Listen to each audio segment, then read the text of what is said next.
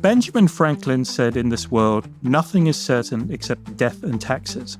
But when it comes to companies, the American founding fathers' famous aphorism was not quite right.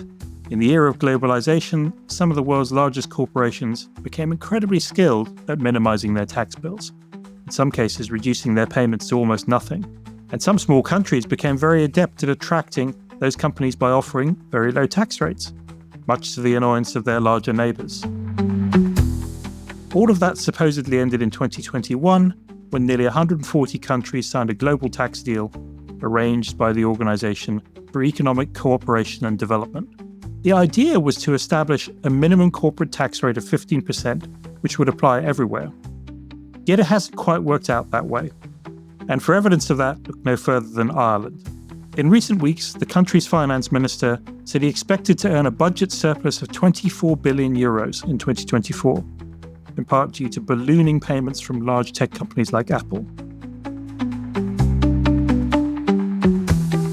So this week on The Big View, we're going to delve into the murky world of corporate taxes.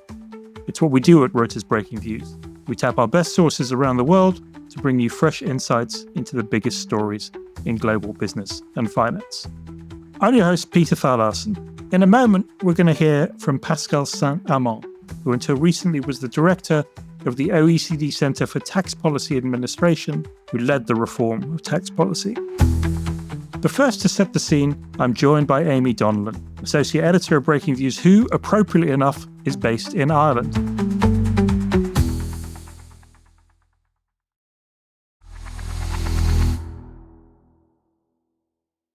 Hi, Amy.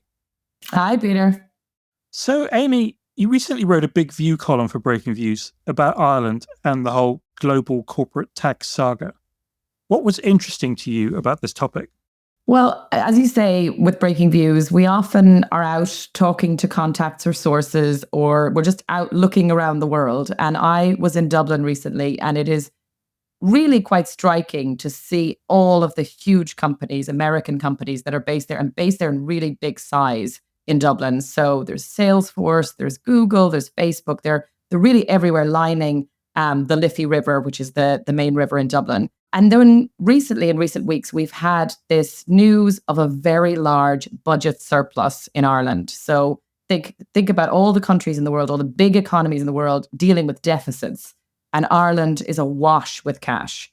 And it's awash with cash thanks to these American businesses that are paying taxes into the state. And Ireland is coming up with all sorts of ways of spending this money. So whether it's housing and infrastructure and all sorts of things.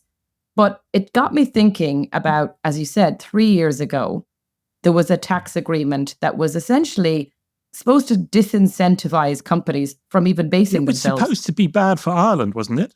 It was supposed to be, there was no more reason for these companies to be based in Ireland. Absolutely. So, but this really has not happened. And if anything, they're paying more and more taxes in Ireland. So there was this particular surplus is a record surplus in Ireland. And so it just got me thinking, what has gone wrong? What has happened with this OECD agreement?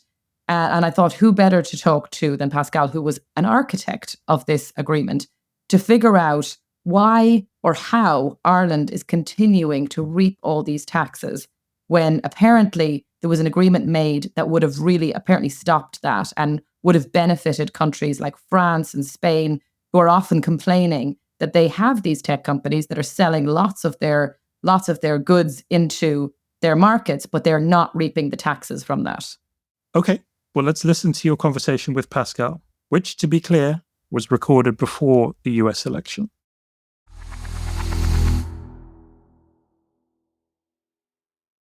Hi, Pascal. It's great to have you on The Big View. Thank you for having me. Good to see you. Well, Pascal, 3 years ago, you did something that everyone thought was impossible, which was getting the largest economies around the world to agree to align their corporate tax rates. What was the reason for doing this, Pascal? Could you just give a big overview as to what was going on? What was the thinking about taxes around the world and why they needed to be changed, why they needed to be aligned in this way? We could go back in history by 100 years, but let's just do 15 years. 2008, you had the global financial crisis. the governments have to put trillions of euros to save the financial system. And they realize that they will need money and revenue to do that. But for years, probably 30 years, the time of liberalization, globalization of the economy, they have seen a big pressure on their revenue from high net worth individuals as well as from companies because of what we call tax competition. So with the global financial crisis starts a new cycle of what I would call tax regulation of globalization by the G20 mostly. And it started by putting an end to bank secrecy. That's more for individuals. But for companies, the OECD, I was there at that time, launched a big project which was called Fighting Base Erosion and Profit Shifting. And after 10 years of work, what seemed obvious to the governments of large countries in particular was that to stop tax competition, they had to put a floor to tax competition, and the floor was a percentage of tax, corporate income tax to be paid by companies, by large companies, multinational companies on their foreign source income. I mean, the money they make abroad, and the rate after long negotiation ended up at 15%. So that's how we ended up with this floor to tax competition, meaning countries can no longer offer tax benefits below 15% effective. So it's not only a rate, it's also a base, because there is a mechanism to compute the tax paid to make it effective and not only nominal. Yes. And I wondered, what was it like in those negotiations, right? Because this had been, as I said, it was something that seemed impossible in order to get countries that were really benefiting from having lower tax rates than other countries. That competition, as you talked about, was very beneficial to certain countries and obviously not so to others. And I just wondered, what was it like in the room when you were having these discussions? Was there a lot of tension? Was there raised voices? Like how did the sort of cooperation come together? I can hear the Irish accent in the question, right? I didn't want to say that obviously my country has massively benefited from that. So listen, to respond to your question, I need to add that the negotiation was not only about a rate, but also a base. So that's what is called the two-pillar solution. The international community, more than 140 countries, negotiated a two-pillar solution to address the tax challenges of globalization and the digitalization of the economy. The pillar one was about the base. How do you share the taxing rights on the profit of large multinational companies? And the other pillar two, was about this rate, putting a floor to tax competition, right? So you had an even more complicated negotiation, because on the one hand, the large countries had to tell the smaller countries, you know what, you can no longer benefit from tax competition. And of course, Ireland, Luxembourg, the Netherlands, Singapore, or even smaller countries, if you're at the periphery, if you're not a big market, what you need to have is a carrot to attract investment. And the carrot was very often a tax one.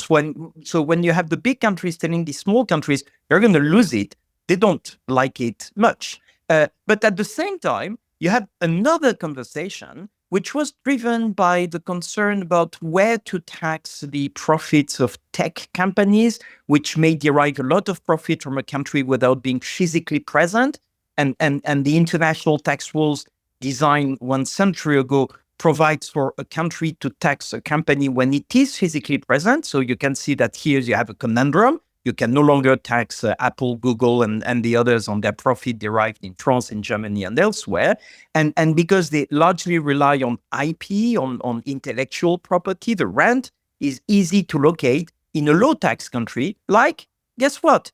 Ireland, Luxembourg, Singapore, and the others. So at the same time, these small countries had to face a double pressure, right? A pressure on the rate. You can no longer go below 15%. And for Ireland, where even the taxi driver knew about the corporate income tax rate, the only country in the world where you had that. I have tested it several times. So one, you have to go above your nominal rate, and the effective rate in Ireland was much below. But not only that, you also have to kind of give up part of the profit which is located in your jurisdiction because it's linked to the rent and not to where the sales are taking place. So this is the context of the negotiation. To respond to your question now, of course, you can see the tensions between large countries and small countries, obviously. And we had, in the last round of the negotiation, to get Madame Yellen, the Secretary for Treasury in the US, to speak to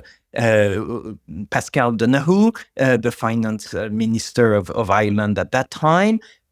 We also had at some point President Biden to speak to Ireland, because Ireland was one of the most sensitive countries, but not only Ireland. Many others were very sensitive to the question. So you have to find the right diplomatic dynamic. But in addition to that, you had also some divides between the large countries, between India and the US, between the South and the North, because on how to share taxing right, which is this pillar one, they were not necessarily in agreement on how to do it.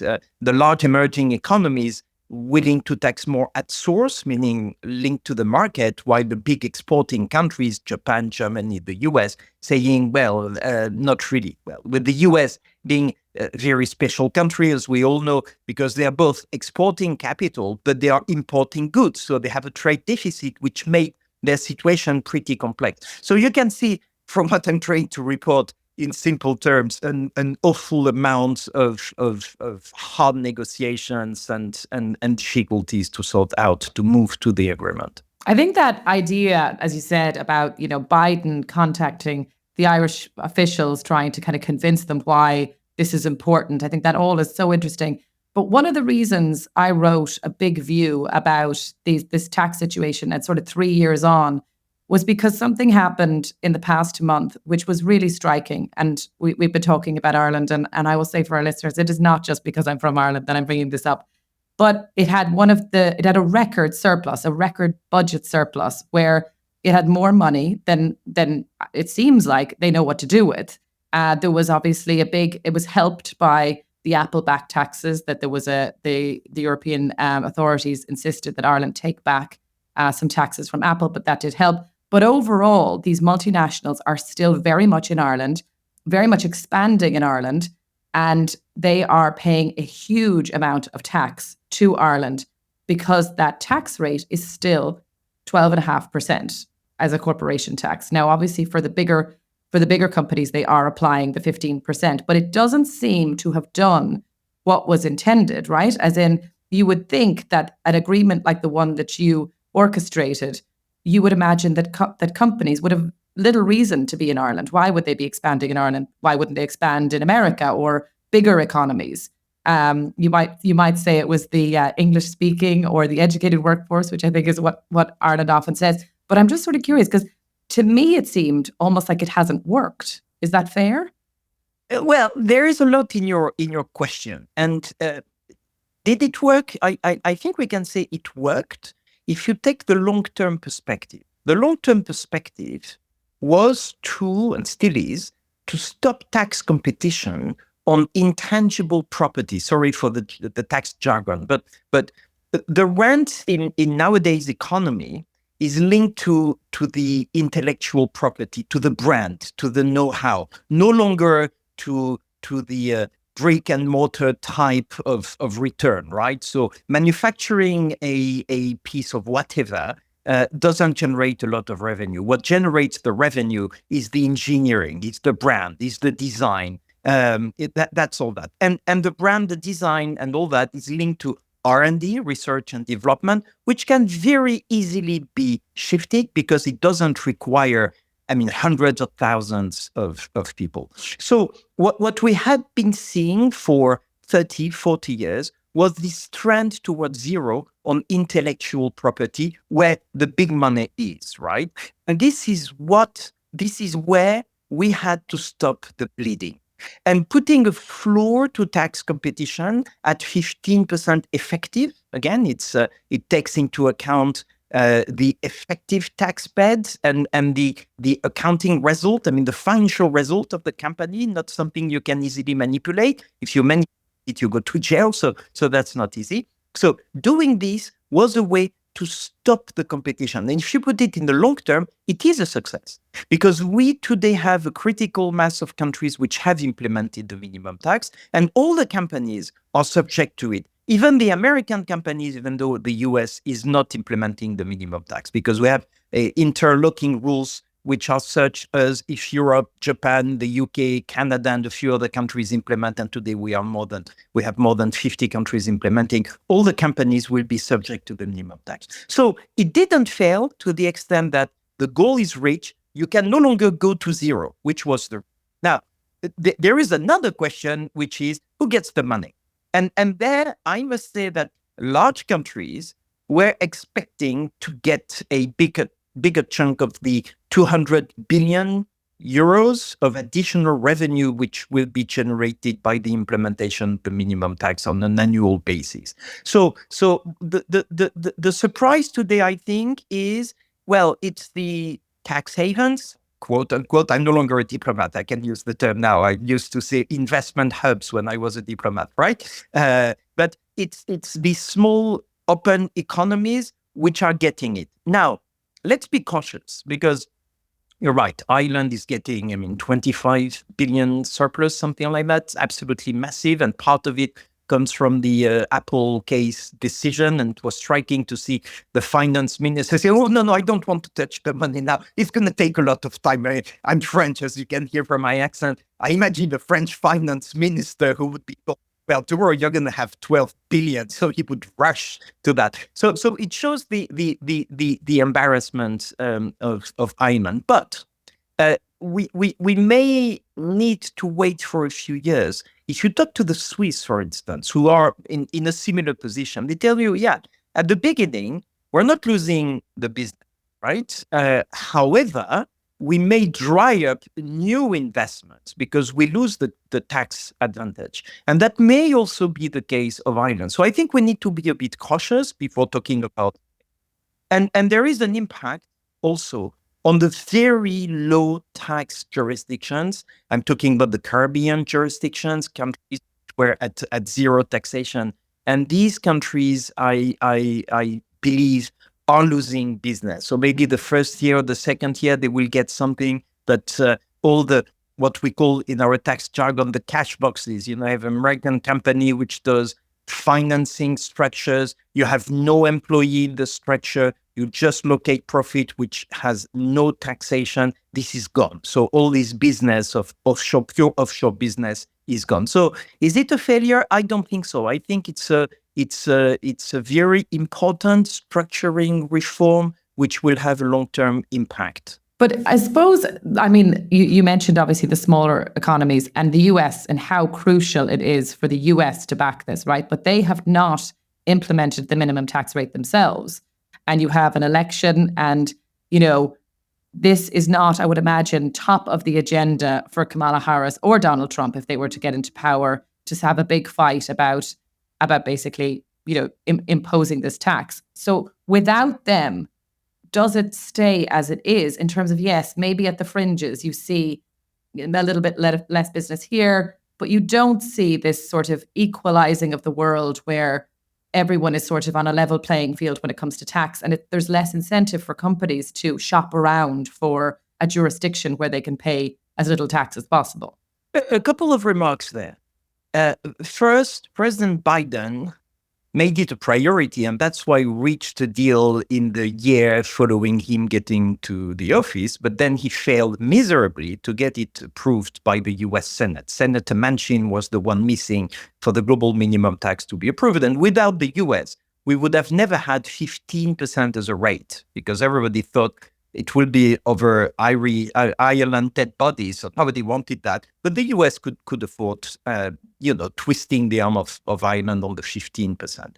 And they failed.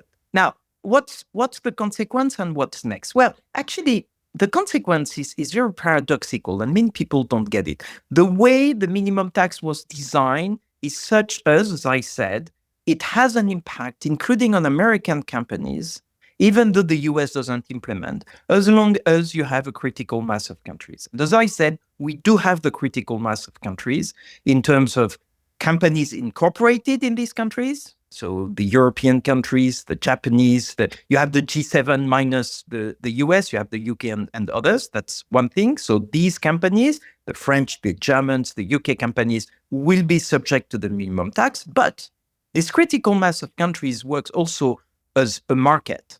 And the American companies, if they have a pocket of profit in Bermuda at 0% or anywhere else in the world, they will be subject to the minimum tax in the market countries, in Europe, in Japan, and elsewhere. So the implication of all that is you level the playing field, including for US companies, including for Chinese companies. Striking to see that the two largest economies in the world have not implemented, but their companies will be subject to the minimum tax.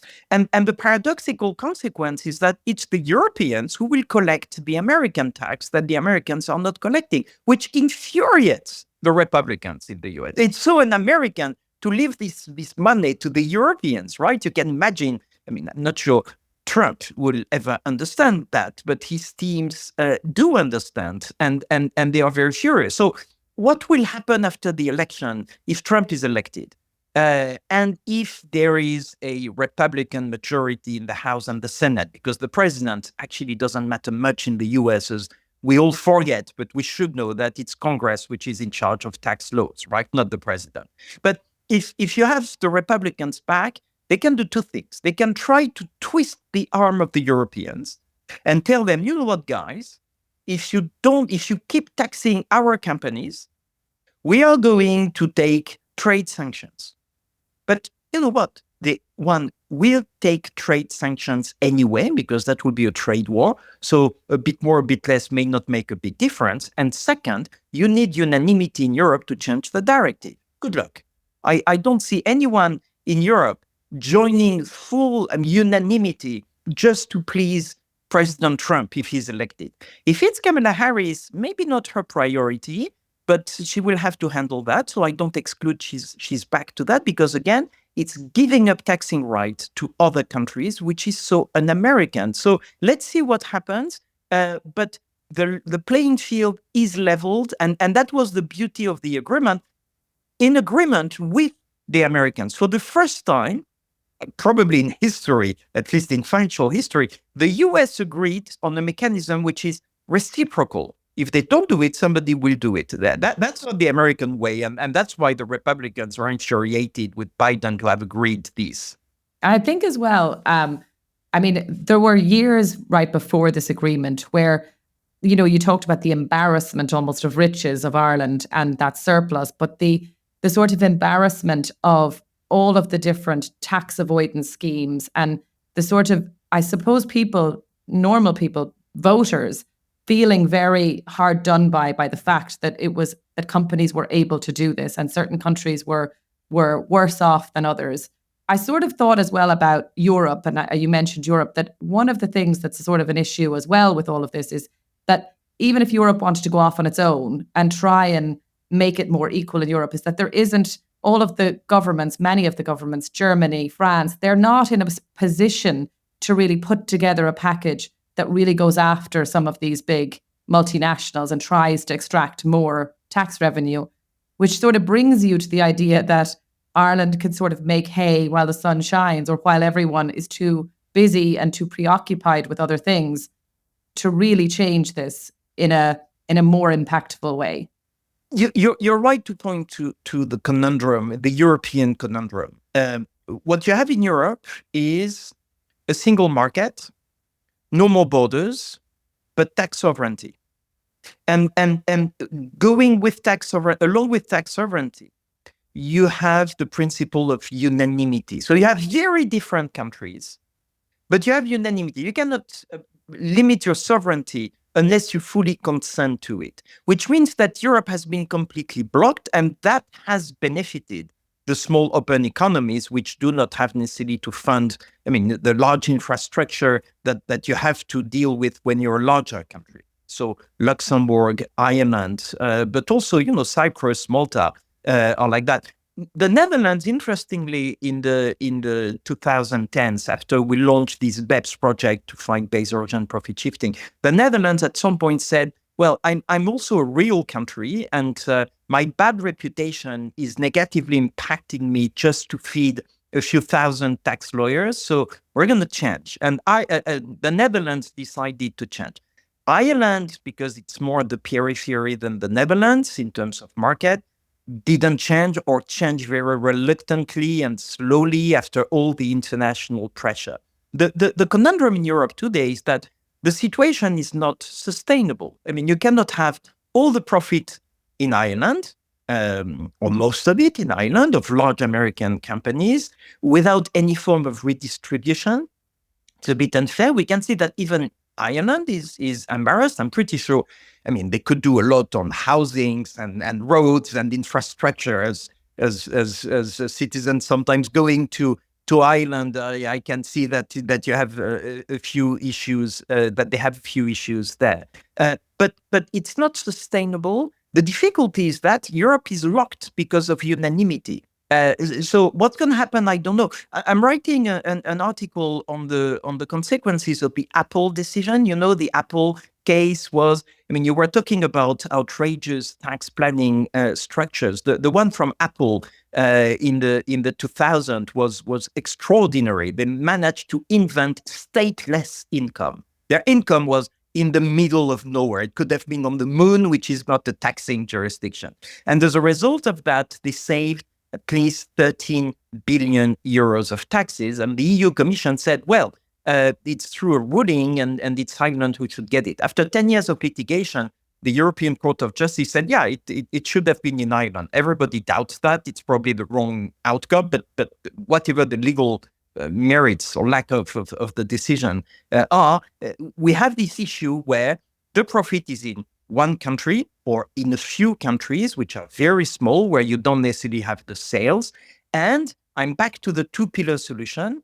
The first pillar at the OECD, which was, how do you share the taxing right? Shouldn't you give part of the rent, the excess return, to where the sales are taking place? If we talk about Apple, right, where should the profit be? Only where the IP, the intellectual property is, Ireland, or where the phones and the computers are sold, which is France, Germany, the bigger markets. And Pillar 1 was saying a quarter of the rent, 25% of the rent, meaning the profit above 10% profitability, should go to the market jurisdictions. But Pillar 1 is blocked. It's blocked because of the US, because you would need 2/3 of the American Senate to agree, and they are unable to agree anything. So why would they agree on this? So all that to say that the situation is not stabilized. I think it's not really sustainable. In Europe, unanimity blocks it, but something will have to happen. I don't know what. I'm not sure the European Commission is strong enough to get anything done in that field, but it's not stable. So we'll have to see. Oh, well, fascinating stuff, Pascal. Thank you so much for that. Really, really interesting, and great to have you on the show. Thank you very much.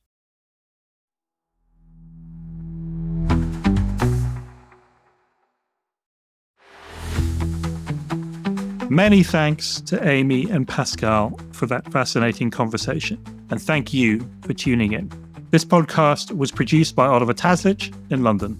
You can listen to a new episode of The Big View every Tuesday on the Reuters app or your favorite podcast platform. Don't forget to tune into our sister podcast, The Viewsroom, every Thursday, as well as the other great podcasts from the Reuters team. If you like what you hear, please follow The Big View and let us know what you think. And check out our views on the biggest stories in business and finance every day at breakingviews.com and Reuters.com.